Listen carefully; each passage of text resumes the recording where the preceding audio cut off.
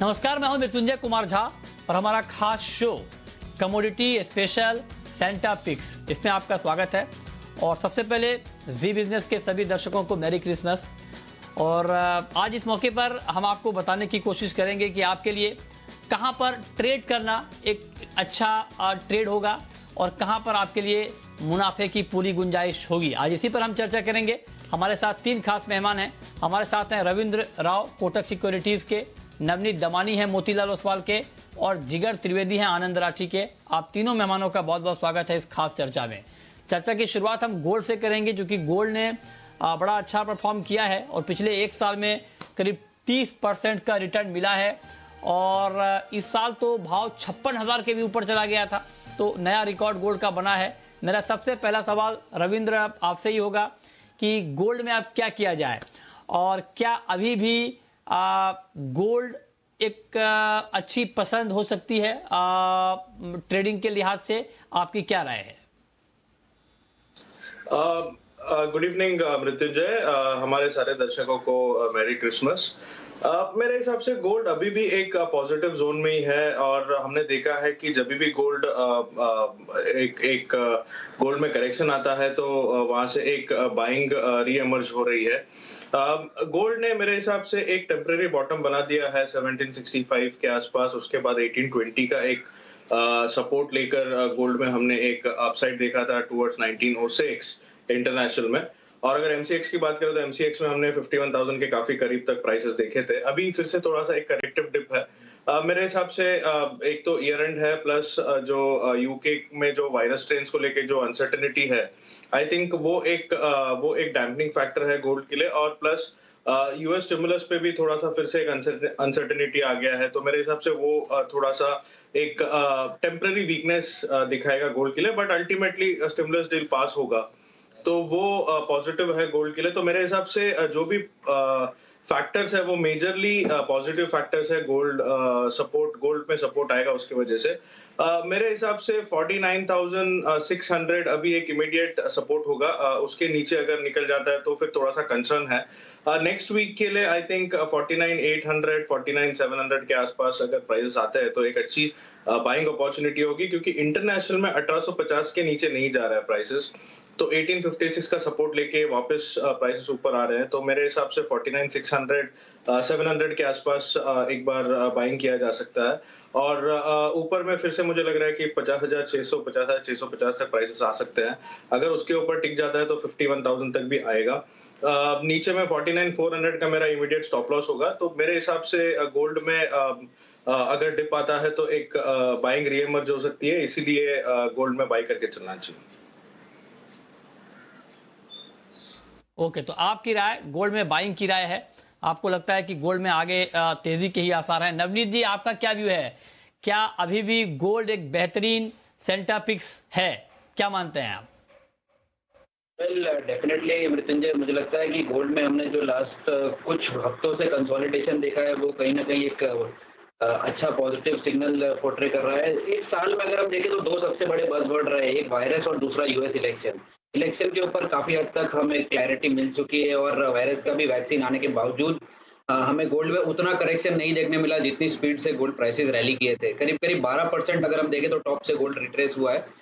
तो मेरा मानना यह है कि पॉजिटिव ट्रेंड अगले साल में भी कंटिन्यू रहना चाहिए। और अभी हम जो देख रहे हैं वो थोड़ा सा पार्टिसिपेशन लो है, उसकी वजह से कंसोलिडेशन का माहौल देख रहे हैं।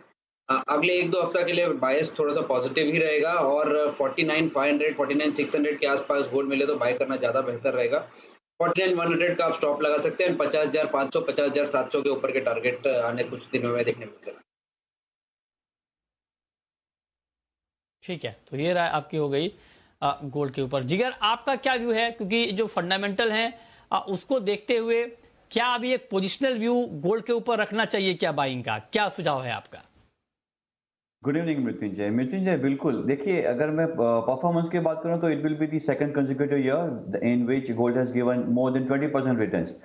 फिर भी मुझे लग रहा है ये साल में हम शायद 23-24% के आसपास कॉमेक्स पे कंप्लीट करेंगे इस साल को। मुझे लग रहा है फिर भी अंडरटोन जो है वो पॉजिटिव है। अल्ट्रा लो इंटरेस्ट रेट्स हो या स्टिमुलस पैकेजेस हो या तो फिर इन्वेस्टमेंट डिमांड हो, तो ये सारी चीजें जो है वो गोल्ड के मेजर फंडामेंटल्स है वो ड्राइव करेंगे मार्केट को। और अगर प्राइसेस में गिरावट भी आती है अराउंड 48,000 तक भी, तो मुझे लग रहा है इंडिया से जो 2 साल से जो ज्वेलरी बाइंग नहीं आ रहा था वो वापस से आ जाएगा मार्केट में। तो आई थिंक अगर कोई भी हेल्थी करेक्शन भी आता है मार्केट में, then one should also go long, even at current levels also it's advisable to go long. Dollar index में भी हमने कोई बाउंस नहीं देखा है इतना कोई स्ट्रॉन्ग। मुझे लग रहा है गोल्ड फेब्रुअरी कॉन्ट्रैक्ट 49,900 50,000 के आसपास अगर मिलता है, one should go long. Of course it will be a thinly traded commodity now for a week, क्योंकि हॉलीडेज का जो मूड रहेगा इंटरनेशनली। सो मुझे लग रहा है यहाँ पे शायद वोलेटिलिटी मार्केट में कम हो, लेकिन 49,500 is a good stop loss, and for a week I am targeting 51,000। ठीक है, तो तीनों एक्सपर्ट कह रहे हैं कि गोल्ड में आपके लिए बाइंग का मौका है, इसमें आप ट्रेड ले सकते हैं, लेकिन जो भी ट्रेड लें स्टॉप लॉस जरूर लगाएं और काफी सावधानी से ट्रेड करें। फंडामेंटली मार्केट मजबूत है, इसमें कोई शक है नहीं। चलिए अब हम बात करते हैं चांदी की। चांदी में पिछले एक साल में 45% का रिटर्न मिला है और पूरे साल के दौरान चांदी का प्राइस 34,000 से 78,000 के बीच में रहा है। तो मतलब एक बड़ा जंप सिल्वर ने लगाया है 2020 में, और अगस्त में चांदी ने तो नया रिकॉर्ड भी बनाया था। तो अब रविंद्र जी आपसे मैं जानना चाहता हूं, क्या चांदी में अभी तूफानी रफ्तार की संभावना है, या जितनी तेज रफ्तार से हमने पहले इस साल चांदी को भागते हुए देखा है, रफ्तार उतनी तेज नहीं रहेगी? ओवरऑल क्या आउटलुक है आपका चांदी को लेकर? मृत्युंजय, चांदी में भी पॉजिटिवनेस कंटिन्यू रहेगा। नॉर्मली चांदी जो है वो कैचअप गेम करता है गोल्ड के साथ। हमने देखा होगा कि पहले गोल्ड एक पीक लगाता है, उसके बाद सिल्वर उसे फॉलो करता है। तो मेरे हिसाब 2008 में भी यही हुआ था। तो मेरे हिसाब से इस बार भी चांदी में जो हमने अभी पिछले कुछ सेशन में चांदी में जो अपमूव देखा है, चांदी ने गोल्ड को पीछे छोड़ दिया है लास्ट कुछ सेशंस में, क्योंकि हमने चांदी में ऑलमोस्ट 70,000 तक का लेवल देखा है, लेकिन गोल्ड 51,000 क्रॉस नहीं कर पाया। तो मेरे हिसाब से चांदी में पॉजिटिवनेस कंटिन्यू रहेगा, क्योंकि दो फैक्टर है। एक तो गोल्ड के साइड से प्रेसियस मेटल्स के राउट से एक सपोर्ट मिल रहा है। दूसरा बेस मेटल्स अगर देखें तो बेस मेटल्स में जो तेजी है वो कंटिन्यू है, और हो सकता है कि जो इंफ्रास्ट्रक्चर स्पेंडिंग है उसके वजह से नेक्स्ट ईयर भी बेस मेटल्स में एक अपसाइड रहे, at least for the first half. तो मेरे हिसाब से सिल्वर को दोनों साइड से एक सपोर्ट मिल रहा है, और मुझे लग रहा है कि next year again specially in the first quarter चांदी फिर से एक बार 75,000 के पार निकल जाएगा। तो मेरे हिसाब से चांदी में भी एक पॉजिटिवनेस कंटिन्यू रहेगा। अगर लेवल्स की बात करें तो 64,400 का एक बेस बन चुका है इसमें अभी, तो वो मेरा स्टॉप लॉस होगा इमीडिएट टर्म में। और कहीं पर भी अगर 66,000 66,500 के आसपास अगर सिल्वर मिलता है तो I think it's a good buying zone. 72,000 का एक इमीडिएट रेजिस्टेंस है, अगर उसे निकाल देता है तो फिर 75,000 तक भी चांदी जा सकता है। तो मेरे हिसाब से even silver is a good by going ahead. Okay, तो आपको लगता है कि चांदी में भी बाइंग करने का मौका है, लेकिन नवनीत जी काफी वोलेटाइल है, चांदी का काउंटर काफी वोलेटाइल है। तो ऐसे में अगर कोई पोजिशनल ट्रेड लेना चाहता है क्रिसमस के मौके पर और इस दौरान नए साल से मतलब 2021 की शुरुआत से ठीक पहले, तो क्या उनके लिए पोजिशनल ट्रेड का मौका है? लेना चाहिए ट्रेड? क्या सुझाव होगा आपका?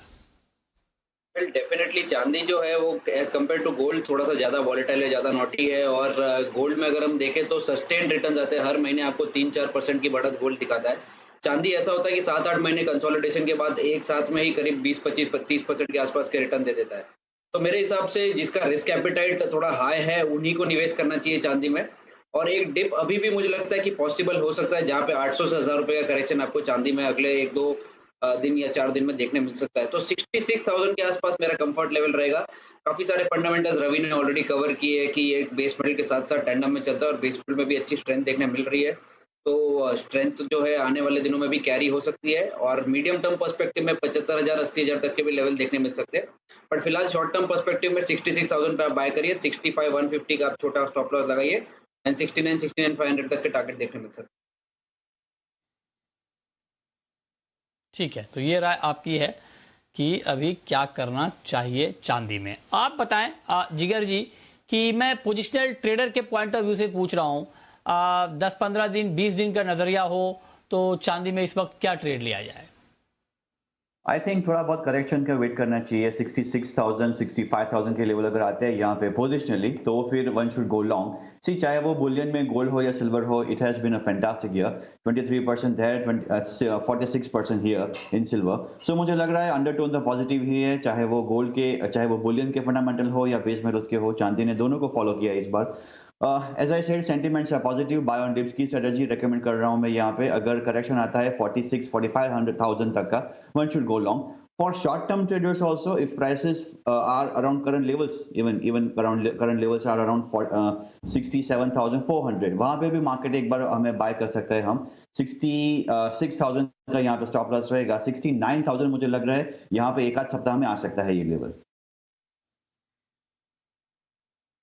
ओके, तो ये राय चांदी पर है कि आपको गोल्ड और सिल्वर में क्या करना है। आगे बढ़ते हैं, अब हम बात करेंगे एनर्जी मार्केट की, क्रूड की।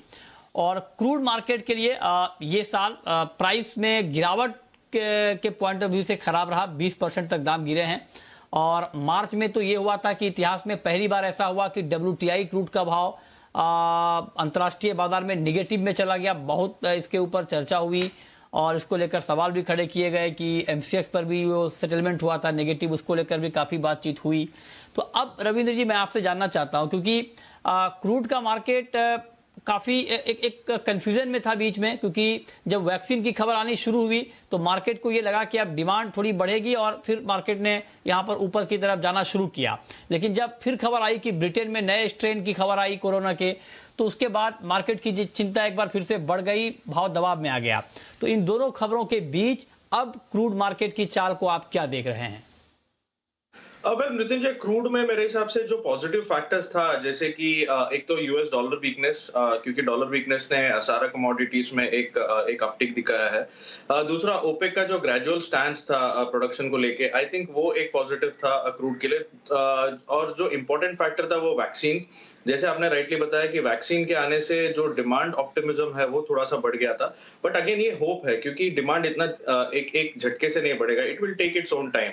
लेकिन अभी क्या हुआ है कि एक तो यूके का वायरस स्ट्रेन को लेके फिर से थोड़ा सा एक कंफ्यूजन खड़ा हो गया है कि whether demand will take more time to recover. दूसरा, जो नेगेटिव फैक्टर्स है, जैसे कि लिबियन आउटपुट इंक्रीज हो रहा है, जो कि ओपेक का जो स्टैंस है उसको नलीफाई करेगा। उसके बाद जो दूसरा फैक्टर है वो रिग काउंट्स है। Rig counts almost, US rig counts almost मई के हाइस पे आ गया है, विच शोज कि यूएस प्रोड्यूसर्स फिर से रिटर्न हो रहे हैं, बिकॉज क्रूड के प्राइसेस वापस से ऊपर आ गए हैं, इट इज क्लोज टू 50। तो मेरे हिसाब से नेगेटिव फैक्टर्स अभी तक डिस्काउंट हुए नहीं है और क्रूड अभी एक रेजिस्टेंस पे है। WTI क्रूड की बात करें तो $50 के आसपास है रेजिस्टेंस, और ब्रेंट की बात करें तो अराउंड 52-53 डॉलर के पास में है। तो मेरे हिसाब से जब तक ये रेजिस्टेंस नहीं निकलता है तब तक इसमें एक प्रेशर बना रहेगा। एक ब्रॉड रेंज रहेगा, मुझे लग रहा है कि $50 के ऊपर इतना सस्टेन नहीं कर पाएगा crude because of the negative factors, और नीचे के लेवल पे अराउंड $44-45 तक फिर से एक बार आ सकता है। तो अगर MCX की बात करो तो MCX में अराउंड 3,350 से 3,250 तक का लेवल मुझे लग रहा है कि पॉसिबल है। 3,630-650 का एक रेजिस्टेंस है, आई थिंक उसे निकालना थोड़ा सा मुश्किल हो सकता है। तो sell on rallies should be the strategy एकदम नियर टर्म के लिए। और अगर ये फिर से 45 या $44 तक आता है, आई think that is a good buying opportunity. तो मेरे हिसाब से $6-7 के रेंज में क्रूड ट्रेड करेगा आने वाले दिनों में। अच्छा, तो आप कह रहे हैं कि $6 से $7 की रेंज में क्रूड का मार्केट घूमेगा और गिरावट पर बाइंग का मौका होगा। नवनीत जी, पोजिशनल ट्रेडर को क्रूड में इस लेवल के आसपास क्या करना चाहिए? मृत्युंजय, मुझे लगता है कि काफी हद तक पॉजिटिविटी जो है वो प्राइस इन हो चुकी है और लगभग $40 से लेके $46-47 तक का जो मूवमेंट है उसमें काफी सारे ब्रॉडर फंडामेंटल, जबकि वैक्सीन रिलेटेड बज है या ओपेक की तरफ से जो प्रोडक्शन कट्स आए थे उनको रिस्टोर धीरे धीरे किया गया, वो सब डिस्काउंटेड हो चुके हैं। लास्ट $2-3 की जो हमने बढ़त देखी है वो उसमें थोड़ा सा कंफर्ट कम नजर आ रहा है और मुझे लगता है कि एक सेलिंग अपॉर्चुनिटी जैसे अराइज हो रहा है क्रूड में। मेरे हिसाब से $50 क्रॉस करना WTI को थोड़ा सा डिफिकल्ट होगा और अगले एक महीने के पर्सपेक्टिव पे जब तक $50 नहीं निकलता है, every rally should be selling opportunity. 35-75 के आसपास आप सेलिंग स्टैंस बना सकते हैं। 3650 का आप स्टॉप लगाइए एंड 3375-3300 तक के टारगेट आने वाले दिनों में देखने मिल सकते हैं। ठीक है, तो ये राय आपकी है क्रूड पर। अच्छा, मैं अगर आपसे पूछूं जिगर जी कि नेक्स्ट वीक के लिए क्रूड में क्या करना चाहिए, तो क्या सुझाव देंगे आप? मृत्युंजय, पूरी दुनिया अगर सेल करेगी तो किसी को तो बाय करना पड़ेगा। मुझे लग रहा है 4 जनवरी को ओपेक नॉन ओपेक की मीटिंग है, उसके पहले प्राइसेस में शायद एक पुल बैक, शायद एक सपोर्ट आ सकता है। $50 क्रॉस नहीं करेगा, लेकिन करंट लेवल से I think I am quite comfortable going long. 3500 के आसपास बाय करके हम चल सकते हैं। 3400 स्टॉप लॉस, 3700 मुझे लग रहा है टारगेट के लिए वी शुड गो लॉन्ग। हमारे साथ तीनों खास मेहमान बने हुए हैं। रविंद्र जी, कॉपर में क्या किया जाए? क्या मेटल मार्केट में कुछ चमक की उम्मीद आप कर रहे हैं? क्योंकि पिछले एक साल में मेटल में ठीक ठाक एक्शन हमने देखा है। क्या अब यहाँ पर एक्शन कम होगा? क्या होगा अब कॉपर में? मृत्युंजय, अंडरटोन अभी भी बुलिश है, क्योंकि काफी सारे पॉजिटिव फैक्टर्स है बेस मेटल्स के लिए भी, लेकिन मुझे लगता है कि थोड़ा सा ओवरस्ट्रेच्ड मार्केट है। एक करेक्टिव डिप आना चाहिए और डिप में बाइंग करना एक बेटर स्ट्रेटेजी होगी, लेकिन डिप काफी नीचे तक आ सकता है, जैसे कि कॉपर में मुझे लगता है कि 585 तक आने के चांसेस है। तो जब तक ये हाई निकालता नहीं है, क्योंकि जो अभी यूके के न्यूज के बाद जो हमने करेक्शन देखा था, I think that is a start of a corrective dip. 618 का रेजिस्टेंस है इसमें, जो कि हाई था। तो मुझे लगता है 607 608 के आसपास आता है तो एक बार शॉर्ट किया जा सकता है विद स्टॉप लॉस ऑफ 618। नीचे में 590 585 तक का लेवल हम देख सकते हैं। That would be a good level to enter again. तो इतना नीचे बाई करने से अच्छा आई थिंक एक शॉर्ट की स्ट्रेटेजी ले सकते हैं, नीचे आने के बाद फिर लॉन्ग कर सकते हैं। तो मेरे हिसाब से बाइंग डिप्स की स्ट्रेटेजी होनी चाहिए, बट इन लेवल्स पर शॉर्ट करना एक बेटर स्ट्रेटेजी है। ओके, तो आप कह रहे हैं कि इन लेवल पे शॉर्ट करना एक बेटर स्ट्रेटेजी होगी कॉपर में। जिंक के ऊपर आपका व्यू नवनीत जी क्या है, और क्या आपको लगता है कि जिंक में भी कॉपर की तरह शॉर्ट करना चाहिए? लास्ट कुछ दिनों में अगर हम या कुछ महीनों में अगर हम देखें तो दो मेटल जो सबसे पूरे पैक को आउट परफॉर्म किए वो कॉपर और जिंक है। कॉपर में थोड़ा बहुत टायर्डनेस दिख रहा है और उसके साथ साथ में जिंक भी मुझे लगता है कि करीब करीब 2800 के रेंज में थोड़ा बहुत कंसोलिडेशन या टायर्डनेस दिखाने लग गया है। इतने स्ट्रॉन्ग फंडामेंटल्स नहीं है। अगर आप साथ में लेड को देखें जो जिंक का को पार्टनर है, उसमें कुछ इतनी बड़ी तेजी नहीं देखने मिली जितनी आपको जिंक में देखने मिल रही है। स्टेनलेस स्टील में भी जो तेजी थी, कहीं ना कहीं थोड़ी सी रुकती हुई या सहमती हुई नजर आ रही है। तो मेरे हिसाब से जिंक थोड़ा सा ओवर स्ट्रेच है और यहाँ पर एक कंसोलिडेशन या करेक्टिव मूव आना चाहिए। 225 के आसपास सेल करना सही रहेगा। 229 का आप स्टॉप लगाइए। 216 214 तक के टारगेट देखने मिल सकते हैं। ओके, ठीक है। अब हम बात करते हैं एग्री मार्केट की, और एग्री में जिगर आपसे मेरा सवाल सोयाबीन के ऊपर होगा। लगातार दाम बढ़ रहे हैं, अंतर्राष्ट्रीय बाजार से भी कीमतों को सपोर्ट मिल रहा है। क्या अभी और तेजी बाकी है क्या सोयाबीन में? मृत्युंजय, मुझे लग रहा है अगर 4500 करंट लेवल पे ही अगर हम यहाँ पे लॉन्ग कर ले तो it would be quite comfortable level. January contract 4400 के स्टॉप लॉस के साथ हम लॉन्ग कर सकते हैं। 4650 एक आध हफ्ते में आ सकता है, जैसा कि आपने बताया यूएस से भी प्राइसेस का सपोर्ट मिल रहा है, डॉलर में भी वीकनेस है। सो ओवरऑल मुझे सेंटीमेंट पॉजिटिव लग रहा है यहाँ पे। इवन चार्टिकली मुझे लग रहा है प्राइसेस में 4700 के लेवल्स आ सकते हैं, but I would recommend to keep a strict stop of 4400।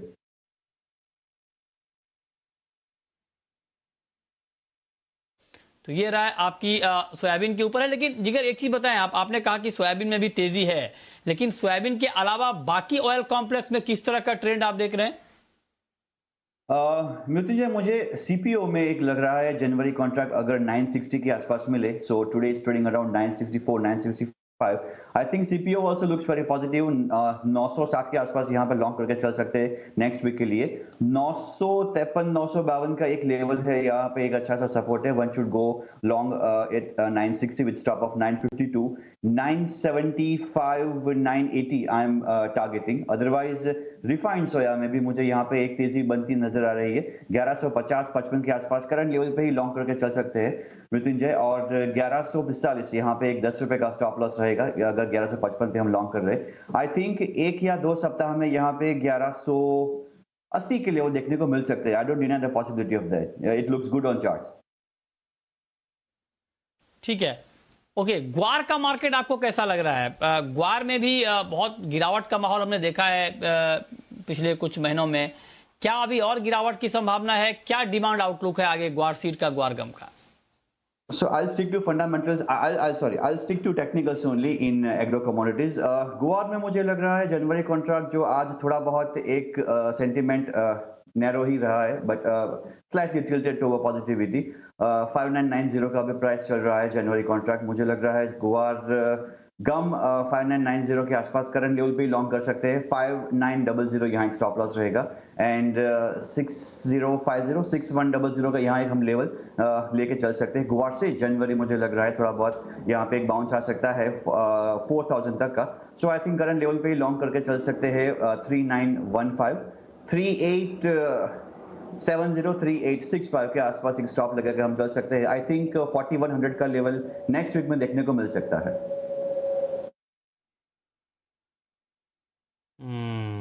ठीक है, तो ये राय आपकी हो गई ग्वार में कि ग्वार में अभी आपको करना क्या है। हालांकि काफ़ी एक गिरावट के दौर से मार्केट गुजरा है और चूंकि डिमांड काफ़ी कम रही ग्वारगम की एक्सपोर्ट डिमांड, तो उसका इम्पैक्ट हमने प्राइस के ऊपर देखा, जिससे कीमतों पर यहाँ लगातार दबाव बनता हुआ दिखा है।